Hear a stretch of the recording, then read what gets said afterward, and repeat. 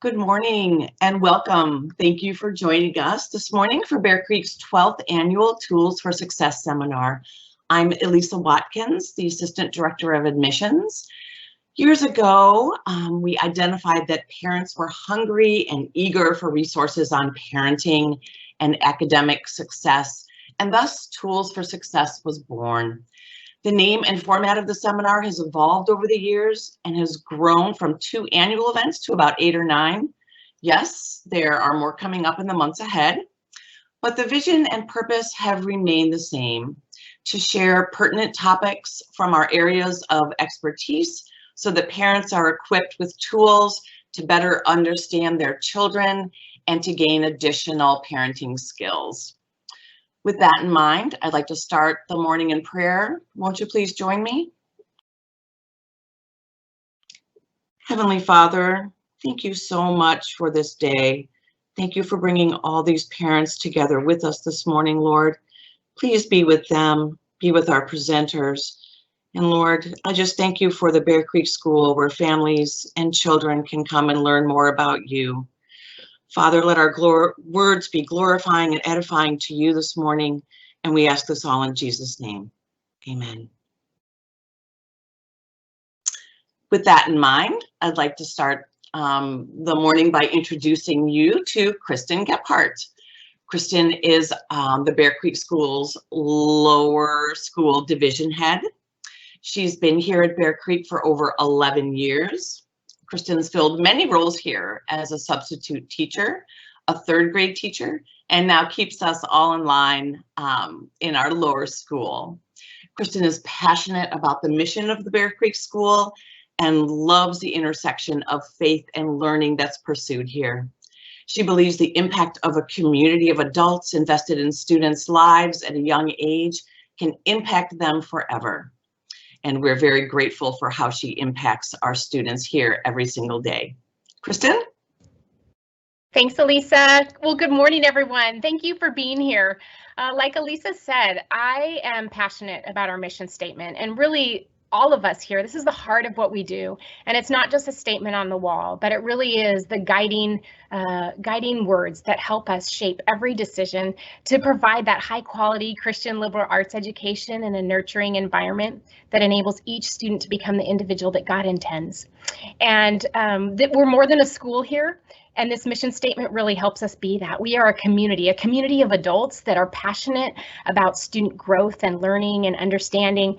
And so I just want to thank you again for being here. Clearly, each of you are those types of those intentional parents that want what's best for your child. So thanks for joining us this morning, and I'm praying that it will be a beneficial time for you and for your family. One of the things that we also love about is research. We love research and what it informs us about student learning and how things happen. Developmentally, kids in this age, that kindergarten through 4th grade, this is the season where, as adults, we get to help shape their desires. And as a Christian liberal arts school, what we want to do is we want to point them towards truth, beauty, and goodness. And one of the things that we know that is true and beautiful and good is having students read quality literature, having them fall in love with reading. And great readers, we know that they read. And so if we can help foster that love and that desire to grow and to learn through the wonder of books, we have come a long way. So thanks for joining us on this journey this morning, and I hope that you get some useful tools and tips and a great undergirding for the why as well. One of the things that Bear Creek does when new teachers come is that they assign a mentor to journey with a new teacher to Bear Creek. I had teaching experience before, but when I came to Bear Creek, Dianna Kadeg was my mentor as a 3rd grade teacher, and she helped me understand the why and the what, and helped guide me to be the best teacher I could be for students at Bear Creek. And so with that in mind, I want to introduce to you our presenter, Dianna Kadeg. And Dianna Kadeg has been at Bear Creek since 2002. She served in a variety of capacities, primarily in the classroom for 13 years, and then she transitioned to shepherd our Ida Larson Library as our carry-through for library teacher. All three of her daughters are Bear Creek alumni, and she holds a bachelor's in English from SPU. And you are in for a treat. She is a wealth of knowledge, is passionate about children, about their growth, and about literature. So a perfect combination for today. So thank you so much for joining us. And Dianna, thank you for your time and graciously sharing your gifts with us today.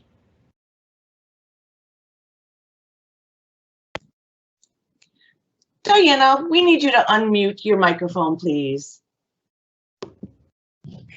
I'll start again.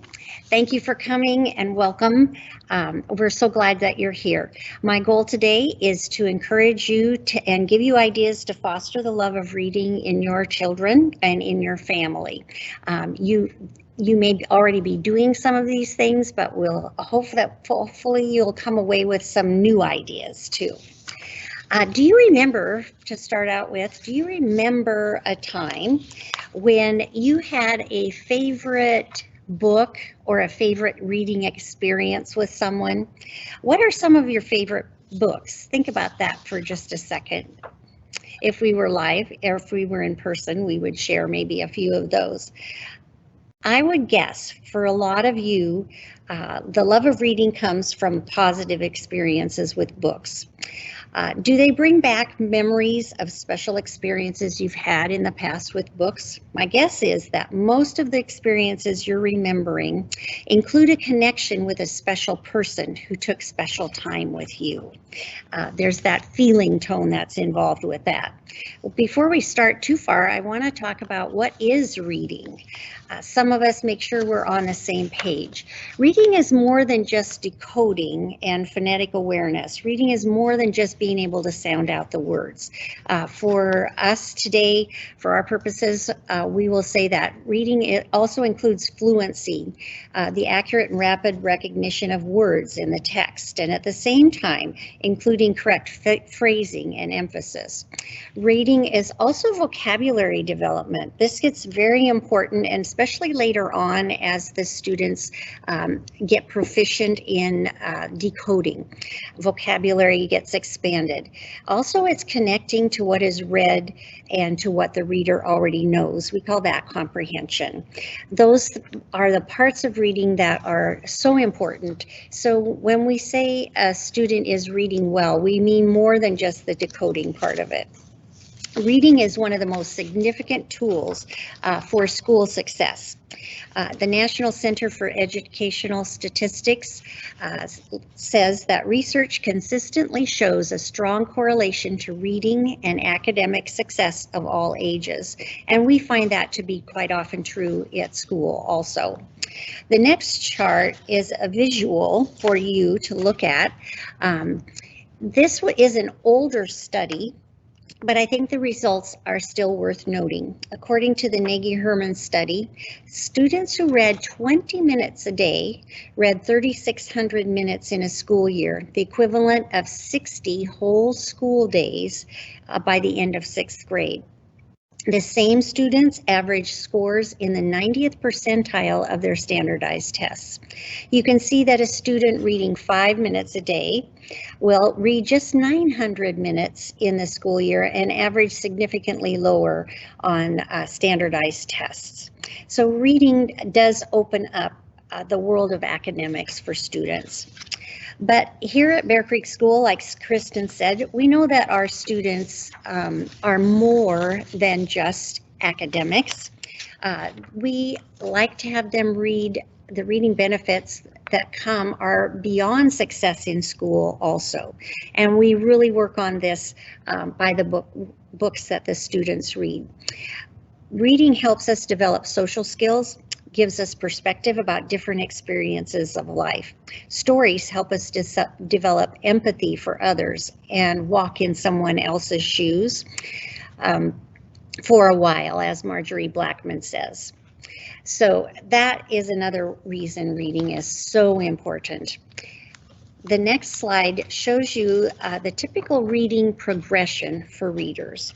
The pre-readers Today we will be discussing mostly readers at the emerging, independent, and middle reader levels. Emerging readers are usually 4 to 7 years old, learning their letters and sounds as well as some sight words. Independent readers will typically be 5 to 8 years old, and these children will still be doing more advanced decoding and read similar, simple, familiar stories. Illustrations are less prominent in these books and the text is longer. Middle readers need to do a little decoding, but are expanding their vocabulary and learning new concepts. So, but also a reminder that reading is an individual progression. Each child learns at his or her own pace. So comparison usually doesn't work. We speak in generalities because children, as you know from their other physical development, they have their own timing. The next slide shows us books for emergent readers. Oh, there's pre-readers. At this point, the pre-readers just have long, large pictures. The emphasis is on contrast of color and recognizing things in their real world. It also encourages speech. The books for emergent readers, emergent readers love simple picture books with playful characters. Here again, the illustrations are large and the text is small. For independent readers, they love simple book series. You may have experienced this if you have students of this age. It's hard to get them out of a series once they've started. And here are 3 of our more popular series on the slide. These still include illustrations, but they are less frequent and more space is spent on the text. They like relatable books and still like picture books, and every once in a while dessert or comfort books. They may have one that they go back to quite frequently that feels safe to them.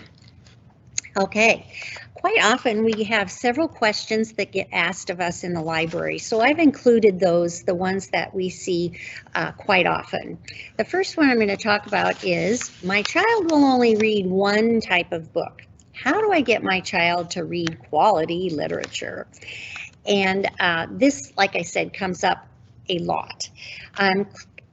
Sometimes many students will resist change in their reading. There are several things I try with these kids to move them on to other types of reading. However, I always try to still include choice for them. They get comfortable with that one type of series, and I've often thought, why do they stay in that one thing? And I think sometimes because for the newer readers, it's safe. It's a comfort for them. They know if they have read 5 books in that series, the next one is going to be the same. It will be it will have vocabulary they'll be able to understand. They will have pictures. It won't be too long. It won't be too hard. And they like to stay there where they're comfortable. One way to get out of that is to have parents read aloud different genres of their own favorites to expose them to more books. I often compare it to trying out new foods. Some students are more daring and adventurous, and others want to stay safe and predictable. And that's okay. With parents or other special adults, reading out loud, they will learn about more choices that are available to them and that are out there. They'll get interested in some of those. The other way I try to move them past that is just to show them other books and lay them around the library. We'll be display books all the time that they might not be reading, that we would feel that they should be reading. And you can do this at home too. Lay them in the bathroom, in the bedroom, on the couch in the family room, and they will pick them up.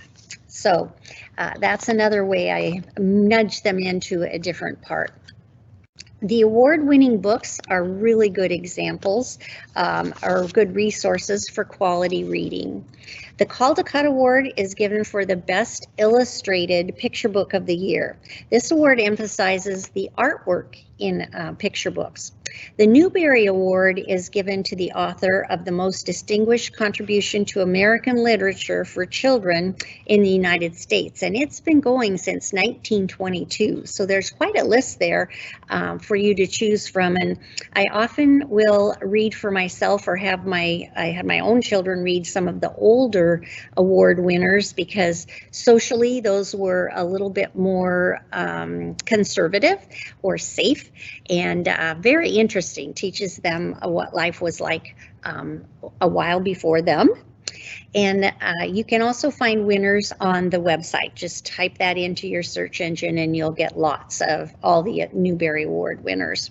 You can find Washington Children's Choice Books, which we are doing in our library. This is a program for kindergarten through 3rd grade.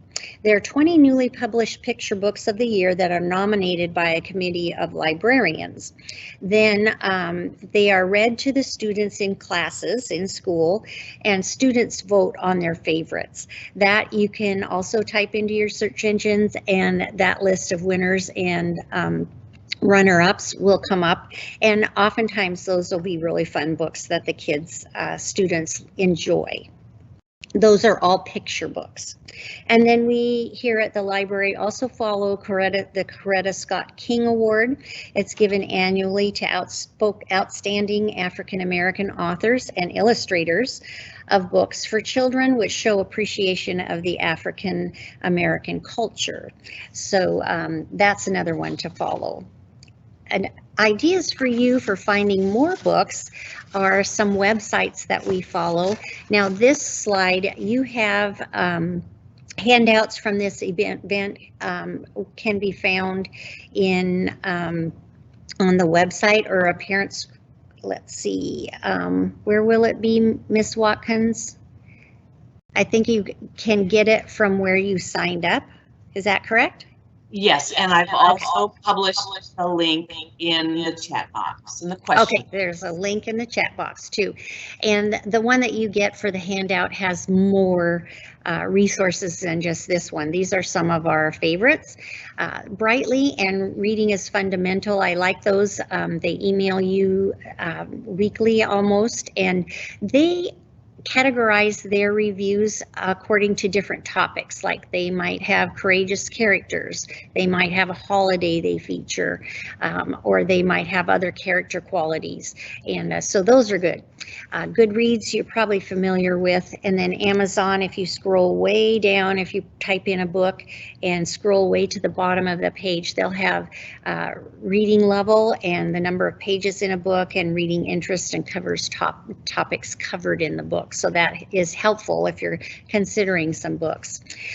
Two of our favorite books for book reviews is Gladys Hunt. She wrote Honey for a Child's Heart. She also has Honey for a Teen's Heart, and those are that's a really great book, a good resource. Jim Trelease has been around since I was in college, and I think his book is on like its 8th revision. It's a very widely sought book. He talks about read alouds and what make good read alouds, and has a lot of ideas there. Both of these books are written from a Christian worldview, so if you're interested in that, these would be good ones for you. Also, another source that I look for is classics. If you just put in your search bar classics for young children, they will come up with lots of ideas for you, and sometimes they even mention some that I have forgotten. Many of the classics are written for older children, but there are a lot of adaptations now that make it easier for exposure for the young children. They can learn about Tom Sawyer and Huck Finn at a easier level and maybe not so scary, and then they can if they develop an enjoyment of those books, then they'll look forward to them when they can read the whole, the book that is not adapted. I also am, when I read an adapted version to the students, I also make sure I tell them that's an adapted version, that they're not hearing the whole thing, because they'll say later on, oh, I already read Tom Sawyer, I don't need to read it again. But let them know there is another version with even more information in it. Another question that comes up all the time is, how can I help my reluctant readers? Some of you are here because maybe your reading is hard work for your student, or they just haven't developed an interest in reading yet. This comes up quite often. Besides this suggestions that we've already covered, here are some other things to look for. Exposing your students to all types of books helps with this problem. And on the next slide, there are some other things to look for. Some reluctant readers just don't like fiction, or we find that they're often trying to read books that their friends are reading, even if those books are at the wrong reading level or are not at a reading level that they're proficient at. And even if maybe they have no interest in that type of book, they still want to read it because their friend's reading it, but then they lose interest because it just doesn't interest them. If they don't, try exposing your child to different genres of books, graphic novels, nonfiction, or books that match their hobbies or interests. Sometimes students also just need more time. Now this slide, it mentions gold books. Those are the special books that maybe, hopefully you've had this experience where you read a book and you just don't want it to end. And after you've read it a while, you still think about it even after you've put the book down. That's what we call gold books. And and sometimes students just don't quite know yet how to choose their favorite books and their reading level. So I'll go into that in a little bit later. Nonfiction books are something to explore. Quite often we pull fiction books for younger children, but some, especially the reluctant readers, we often find that they really do enjoy nonfiction books, the factual books, more than fiction. So that's something else to try if your student is a little bit reluctant about reading books. And again, I have found helpful in my own family when the girls were young, that just leaving books laying around with interesting titles and covers was also another way to encourage them to read even more. J.K. Rowling says that if you don't like to read, you haven't found the right book. And I think that is so true too. Oftentimes with a reluctant reader, the trick is just trying lots and lots of books until we finally find one that they really enjoy, and then the rest is easy. We can just try to find that author or other books that are typical or have a similarity to the book that they're already reading. So, gold books I've talked about a little bit. Since we all have limited time to read to our children, be intentional about book choices. In my classes, I work hard to find books that inspire the students, books with heroes or people and characters who stand out because of exemplary character qualities, features that I would want the students to emulate. Look for books that are well crafted, generate a love for language, rhyming words, rhyming books, a play on words, subtle jokes, also inspire children to read more. Language is truly a gift. When you find a well-phrased sentence or paragraph, stop. And I talk to them and the students, and I say, think about how would you have phrased this? Think about this sentence. Is this amazing? Sometimes reading the first sentence of a book, and then stopping, or the first paragraph of a book and stopping, gets them so interested they want to read more. Another way to expand children's reading is by genres, different genres. There are a range of books that are available now for children. And some of those genres that they especially enjoy are realistic fiction, it helps them cope with real life.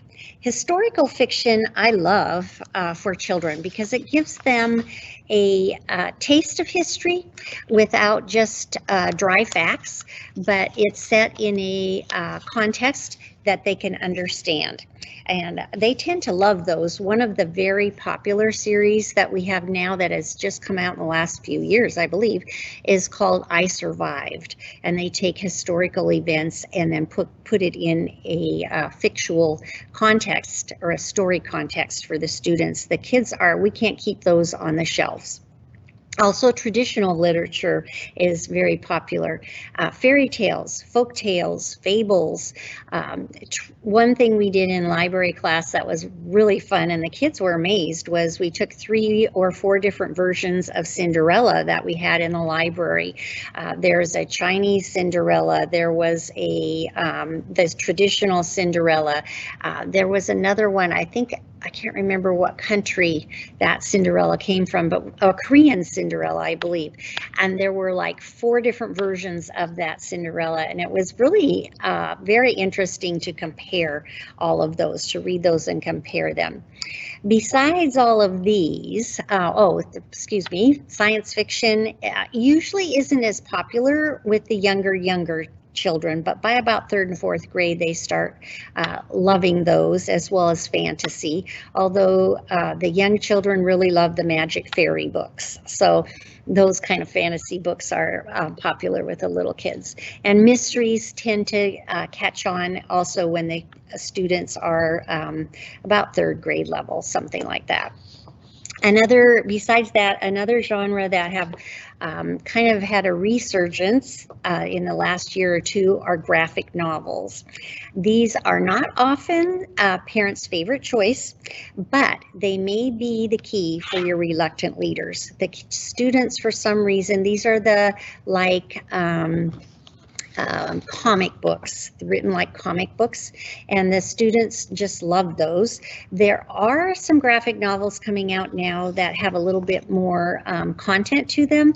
There are historical graphic novels, and then also some biographical graphic novels. So those have a little bit more value that parents might appreciate them a little bit more. But sometimes we need to put, even if we don't love that genre, we may need to have introduced that for a while so that the student will get interested in those things. And then if they like a biography in a graphic novel, you could then introduce them to a biography of the same person in a chapter book. And sometimes that helps. Another genre for other genres in nonfiction are informational books. The students love the Guinness World Book of Records, almanacs, the atlas. Those are what I call browsing books. They love to browse through and just read snippets here and there. Those are very relaxing. They also really enjoy biographies. Our 4th grade school program here has students read a lot of biographies, and the kids really like them. One of the popular series that's come out in biographies is Who Was, and they're short and written, some of them are written at a little bit harder level, but they're not as many pages as some of the chapter books. They're very, very popular.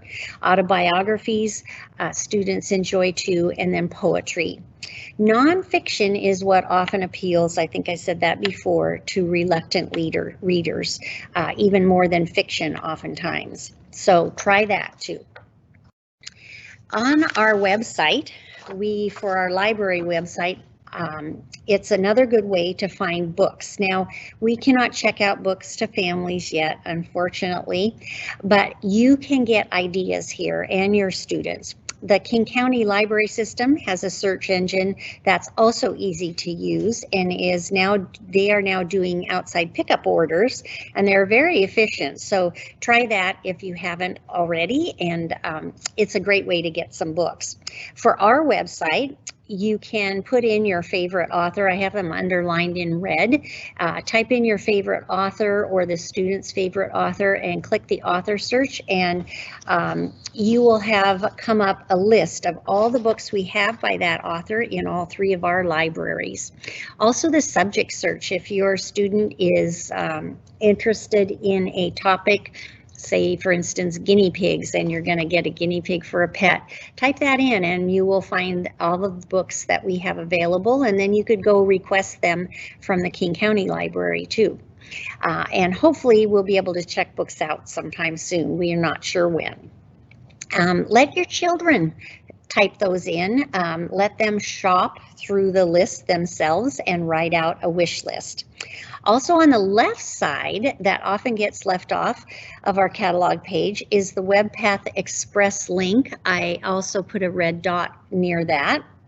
It will connect you to a lot of nonfiction information that students will be interested in. Excuse me. So if you let them browse through that, they will have a good time with that. The resource lists page has books listed under many topics. These lists are generated by our teachers and our library employees. So that's another good source if you want some books of classics, or you want mysteries, or maybe books suggested for 5th grade readers or 3rd grade readers. That's another place you can go to get some book ideas. All right. Books Everywhere is one of my go-to ways to get students to read, more interested in reading. Put them all over in your house, as I said before. Have them in the car. Put some in the gym bag or your purse or on your phone, so that every time you end up waiting somewhere or find yourself in a line, you can be reading a book or reading something to them, because time is so short, and it's great to have a book with you wherever you go. Absolutely everywhere. The next slide is Dr. Seuss says, fill your house with stacks of books in all the crannies and all the nooks. And rotate library books. I used to go to the library, King County Library, and get library books and spread them all around our house. And then we do the same thing here at our library. Take them to the library or bookstore and let them browse. And when King County opens up and we can go in person, I think that's one of the hardest things, is not having the kids be able to browse the shelves. Choice is so powerful. When I watch the kindergartners come in here for the first time, they are so amazed. I get to choose my own books. They love it, and it might not be the most appropriate, might not be the best level for them, but they get to choose, and that makes it special to them. So the next question I get quite frequently in the library is, how do I know which books are at my child's reading level? And that's a tricky one. I think for this question, your teacher is the best resource for this, your student's teacher. They can tell you what they need. Remember, reading is more than just decoding.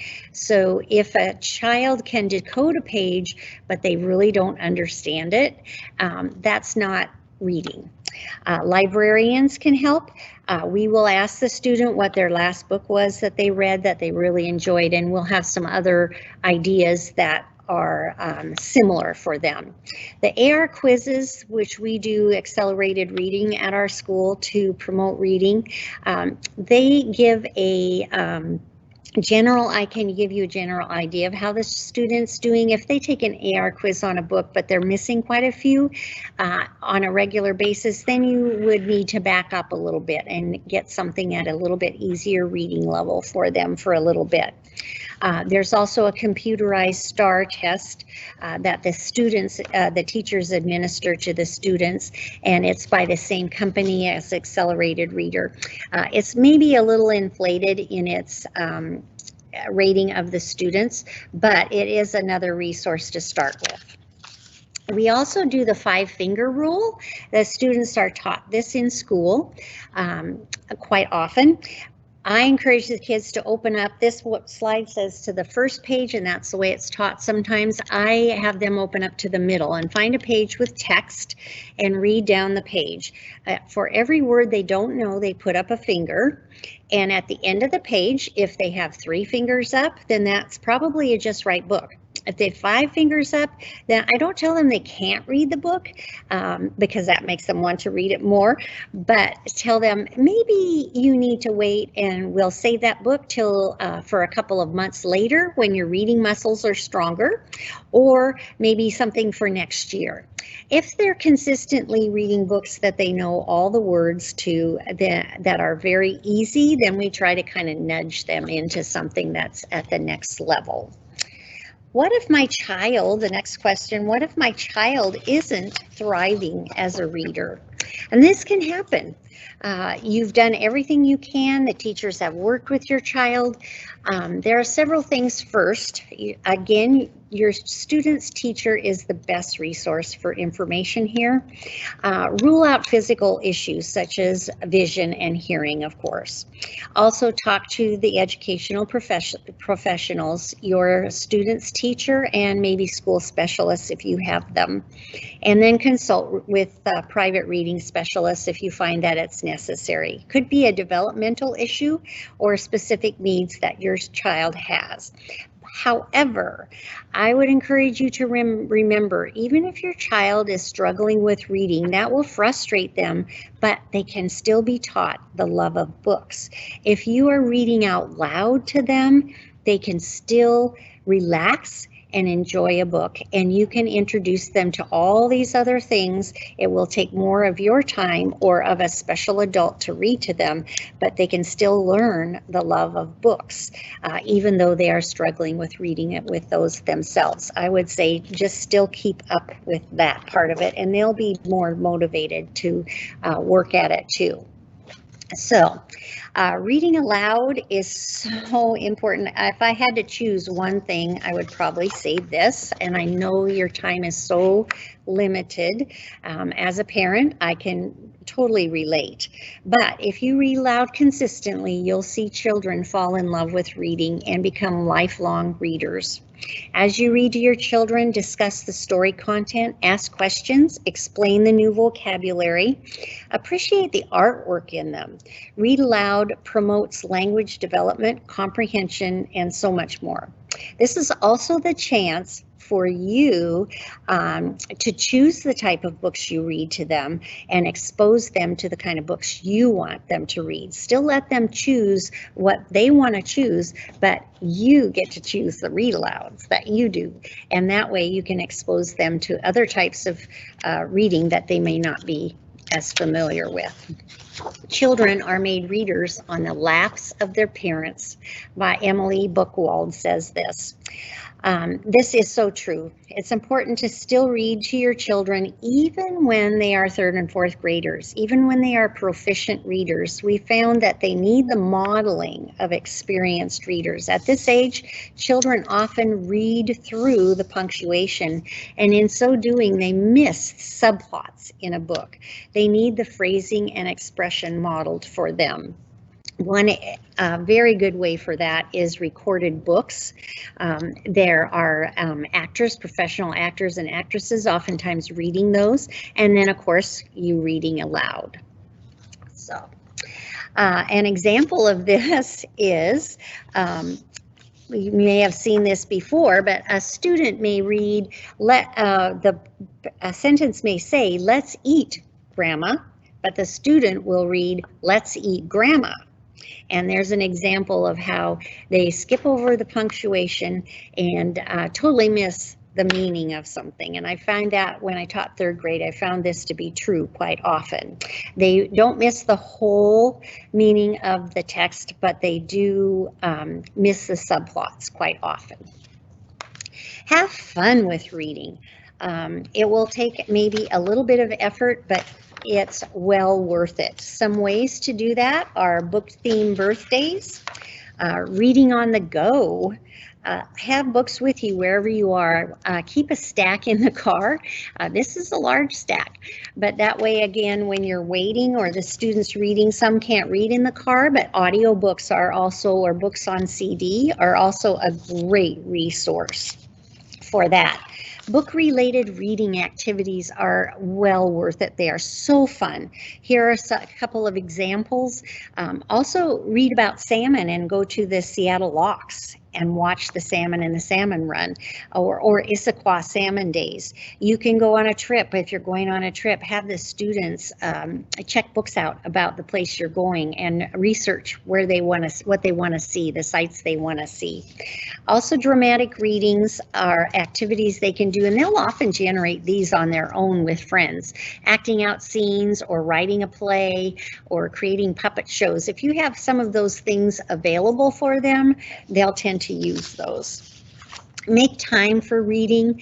At this point, you may be feeling overwhelmed and wondering what in the world, how are you going to do this? I remember sitting in seminars like that and just thinking, well, I have to work and I have children and how am I going to do this?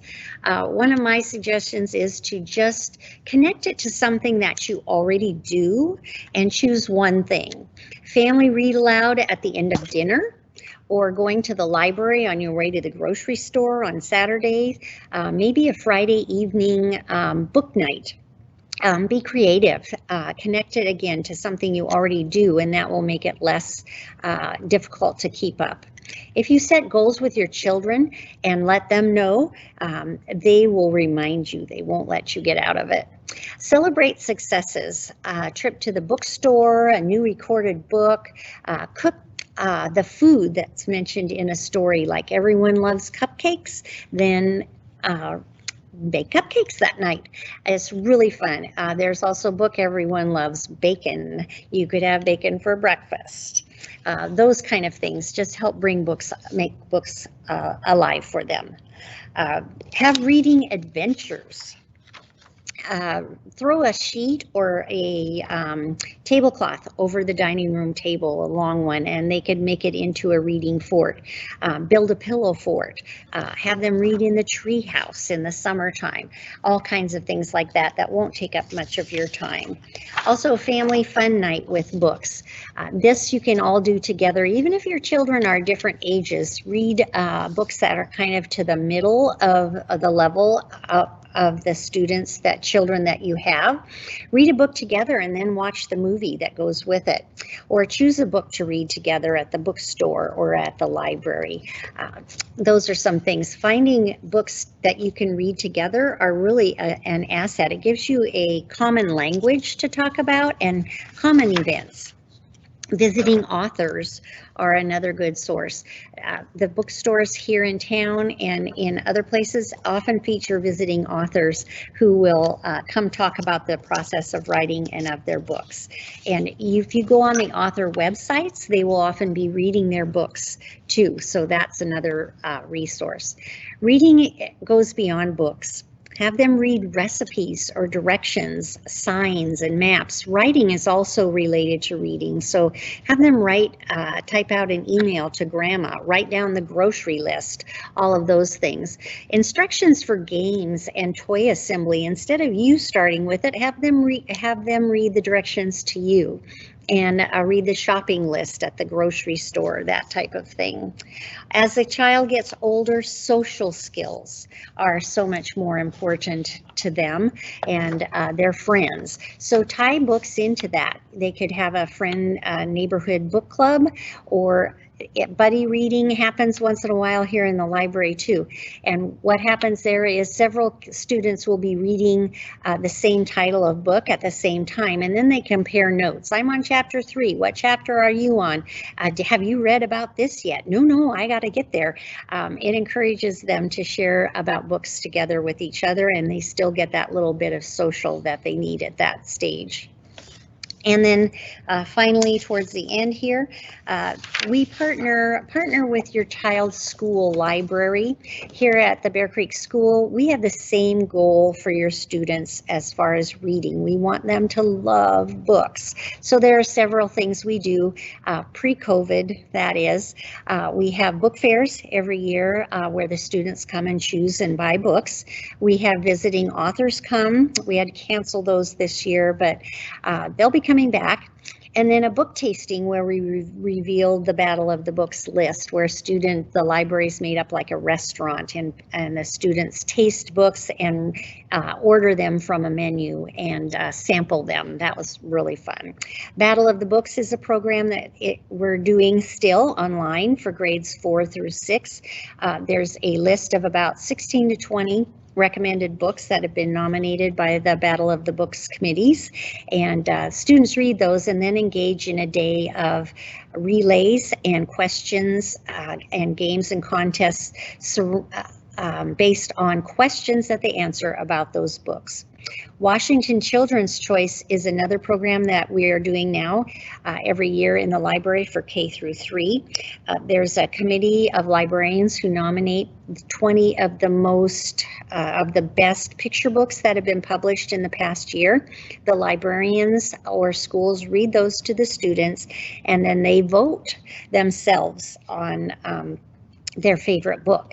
And there are, I can't remember now, probably about 30,000 children who vote on these. So it is a big program. Students love that idea. And then finally, if you want to contact us, we are a resource for you. We want to team with parents to instill the love of reading. Our emails, do you have that slide, Pete, with our emails on it? No, it looks like not. So let's see, one more. Go to the next one.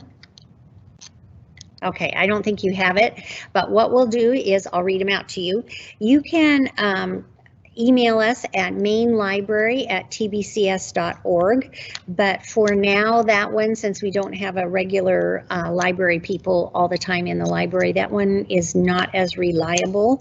It won't get answered quite so quickly.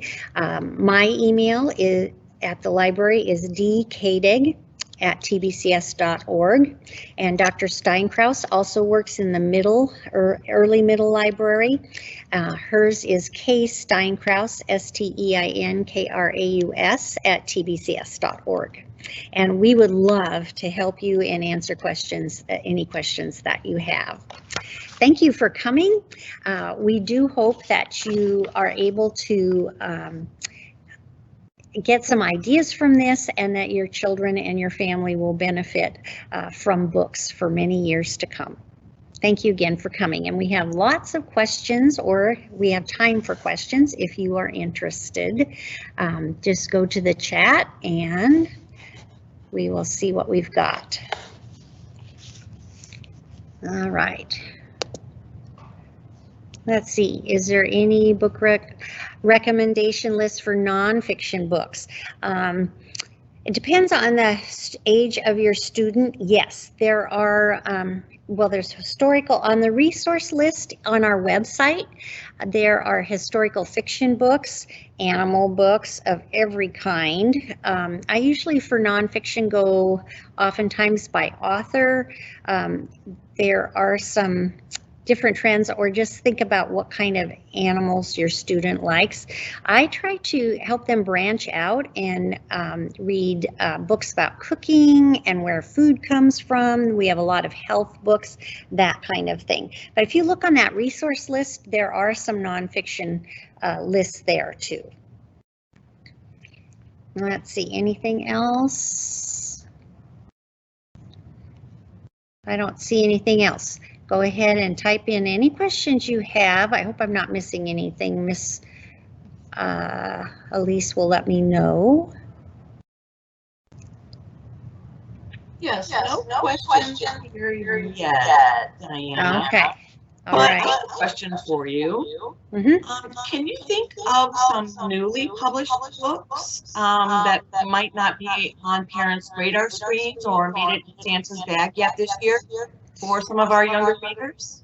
Whoa, just off the top of my head,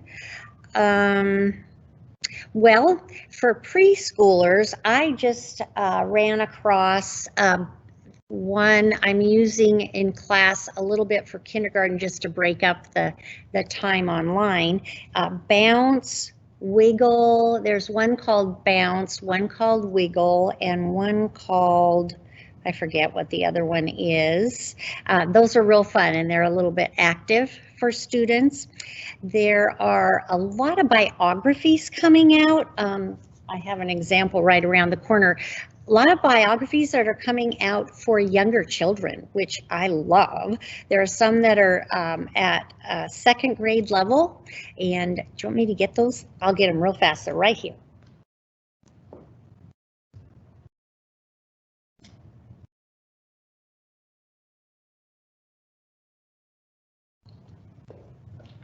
That's probably a no-no to leave, but here's one. Albert Einstein, let's see, everything has to be opposite. These are around, and those are really fun books. They're a little bit easier. There's still a little bit of content to them. And there are also a lot of nonfiction books. Well, we've been kind of looking for those since ours is a K-4 library. We're looking for more nonfiction that's a little bit easier to read. There are a lot of adapted classics. Most of those are 3rd and 4th grade level though, because classics are so difficult. The Who Was, What Is series, I Survived series. Those are still historical fiction, but they're pretty good, and I've read a few of them because I was concerned. I mean, I've read a lot of them, but a few of them we were concerned about for the Holocaust. How did they treat this subject, and is it appropriate for K-4? And they do a really good job of, like most of the books are about catastrophes, and they do I Survived, and like the sinking of the Titanic. They do a really good job of talking about those subjects and making those into a story for the students, but not getting too graphic, so that it's appropriate for most ages of students. So I know that doesn't help too much, but I think mostly browsing the shelves. There's another author's name I can't remember right now. It's not coming to me right now. But anyway, there are a lot of good books out. National Geographic has a lot. Oh, that's a good source. National Geographic has reading leveled books that are nonfiction. I'm mostly familiar with the animal ones, but they have level pre-reader, level 1, level 2, level 3, level 4, and those are very reliable as far as reading level. So if I want something for the really young kids, the earlier readers, I'll get a level 1 or a pre-reader, and the photography, of course, in them is amazing, and they give some good facts. They're very interesting. Students love those. They'll quite often get those, and you can buy them in paperbacks, so they're not very expensive. So I hope that helps.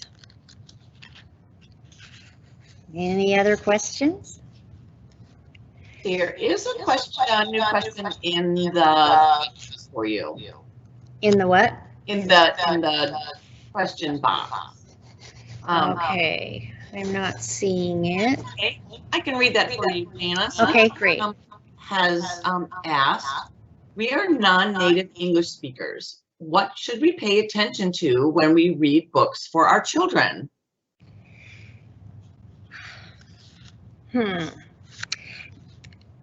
I would need to know what level reading that they're in. If they're in early readers, we have some more phonetic books that are, they follow the phonics rules for English better, and so that will help. There aren't as many books that don't follow the rules. I would also want to find books that introduce the culture to your students, our culture, and also the culture you came from, so that they see that both are valuable. And I'm sure you realize that, and you would like them to know that too. If you can come to the library sometime once it's open, we can help you with that. But I would say if they're learning English and they're reading at pre-reading or a beginning reading level, I would stay with the more phonetically based books that only introduce a few sounds at a time and follow the phonetic rules, so that, and your teacher is a great resource for that too, the early readers. And maybe leveled readers, we have quite a few, there are a lot out there that have a level 1, level 2, level 3, level 4. Those are helpful because you know just what to grab, and they help with selection and choice. So I know that doesn't help too much. I could help you more if we were in person and show you some that we have. Thank you, Dianna. That's great. Another question we have is, can Bear Creek's preschool children come borrow from the main library? Yes. In a regular year, we usually, by the beginning of the year, we have an account made up already for the preschool children. And so they may come and check out 2 books. The kindergarten, first and second graders can check out 2 books every 2 weeks. And so preschoolers may also do that. So you're welcome to do that. Parents can also have an account of their own, which is a great way to supplement those little readers because they don't last too long. And parents can check out 5 books for as long as a month if they want. And we also have a parent resource section for all kinds of things. Students with talks about dyslexia and other things, parent books on parenting, books on spiritual development, books on just emotional development, lots of resources for parents too, if you're interested in anything like that. That's great to know, Dianna. I had almost forgotten about that. Yeah. The next question we have is, you had touched on this a little bit, but do we think that the library might be able to check out books at all this year, or probably have to wait until next year? We are not hearing yet. Right now, we are just able to take books, bags of books to the classroom. The students are not allowed to pass books among themselves, but we've just, for the last couple weeks, been able to take, a teacher will request about 40 or 50 books from the library on a given topic or a different of just a smattering of reading level. And then we have been allowed to quarantine those and then take them down to the classroom, and the students can then choose a book from that and not share it, but it has to be quarantined after it's been read by that student. We've just been allowed to do that. And it's working fairly well, I think. And we have set up a system so that requests can be made from home via the website, but we haven't been given permission to do that quite yet. And some of that is the COVID issue, and some of it is just enough employees to do that. We don't, a lot of our employees take so many people to help in the classroom at this time that we just don't have the manpower yet to do that. So we're not sure. So when that will happen, but if it does, we will be ready. Well, it certainly gives us all something else to look forward to. Thank you, Yes. Dianna. Another question we have here is a little more specific, and asked if there's a recommendation list for kindergartners and preschool readers. I have some authors. Yes, that would be on the website, also in the resource.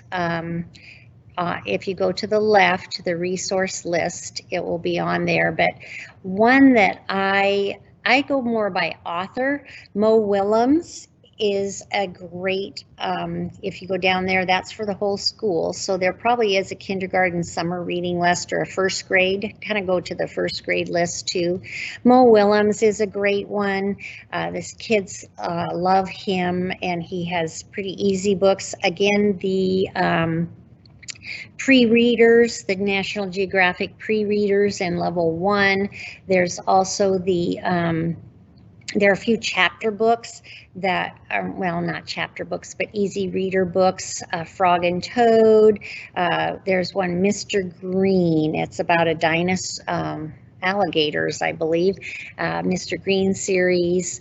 I can take you over there and we can look, but Bernstein Bears and Biscuit, those kind of books for new readers. Bernstein Bears are great. Some of theirs are a little bit longer, but they really do teach good family values. And they have a news section. The Bernsteins have passed away, but their son took over, and he has developed a new section called Living Lights for Bernstein Bears, and it's biblical related books. They might have Bible stories or Bible concepts in them, like not lying or telling the truth or sharing, which they have in the regular Bernstein Bears also, but they have some about Easter and Christmas, that type of thing from a Christian worldview too. So we can, if you want more specifics, email me. That gives me a little bit of time. We're often giving reading lists for parents and email them. So if you want to email me, I can make a list for you and send it back to you. That helps, but it helps if you tell me the reading level of your student and what kind of things they're interested in. Always so helpful, Dianna. Thank you. And I have one final question for you from a parent, and they ask, what book would you suggest for a kindergartner who only likes everything to be happy in a book? It says that she's very sensitive to people or animals not being nice, and she has a strong sense of fairness and kindness. So is there something that you can think of off the top of your head that might be nice for this family? Yes, we call those gentle readers. That happens quite often, even with the older students. They don't want to see death or anything sad, and that's fine. We have some chapter books that we recommend to students who have this issue. I would say Fancy Nancy is a good one for girls. Owly, O-W-L-Y, is a new one that I have requested for our library. That one's really gentle one. The Mr. Green, Mr. and Mrs. Green is another one. Let's see, if I was in the section, I could tell you. Well, Bernstein Bears is pretty good. They don't have too much conflict that would bother a student, I don't think. And Biscuit, let's see. Again, if you email me and give me a little bit of time, I could find you some more. And mostly I could give you authors that are good for that. But Fancy Nancy, I really enjoy. My girls love that too. So there's some ideas. Mo Willems is really good. I don't think that would bother most of the students. Dr. Seuss, the early Dr. Seuss, some of those, the later Dr. Seuss are pretty long.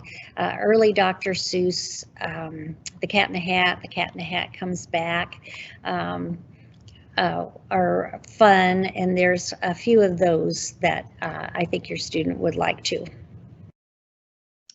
Well, that sounds great, Dianna, and that's just one of the things that, of course, we all love about Bear Creek is the personal attention that families and students get, especially, as you can see right now, from one of our favorite librarians. So thank you, Dianna. So helpful and such great ideas and tips.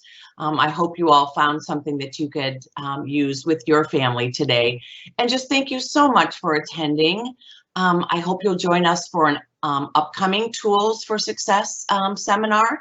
The next one on our calendar is Wednesday, January 27th, and it's on the topic of how to prepare for kindergarten. So I know we might have some preschool parents that are with us that that might be good for as well. And mark your calendars, January 27th, and you can RSVP for that on our website, just like you did for this one. And for those of you who are prospective parents, welcome to a Bear Creek event. And I'm also helping families with lower school admissions this year. And it's not too late to apply yet for next year for the 21-22 school year. The application deadline is coming up very quickly. It's January 25th, but there's still time to apply and finish up your application to be considered in the first round of our admissions process for next year. To start that process, simply visit the admissions page of our website, create an account, and then you can log into the admissions portal where you can sign up for an interview, follow links for admission testing for our kindergartners and our first graders, send your teacher recommendations, and then you'll see all the other required application pieces. It really isn't too much, but I would suggest if you are considering your student joining us next year, we would need to have you start that process pretty quickly. And if you have any questions at all, please reach out to me. I'm here to help in any way I can. And then looking ahead, just so you might know what to expect on our admission decision notifications. Those will be mailed in mid to late January for our preschool applicants, and then in later February and mid-March for all our other applicants. So of course, as I said, please email or call me if you have any questions. My contact information is in the admissions tab on our website, and I so look forward to getting to know your family more. We're done for today. Thank you for attending our Tools for Success event this morning. Remember, if you're interested in our next event, it's on January 27th, How to Prepare for Kindergarten. Please visit our website and RSVP. Thanks again for joining us, and I hope you have a great day.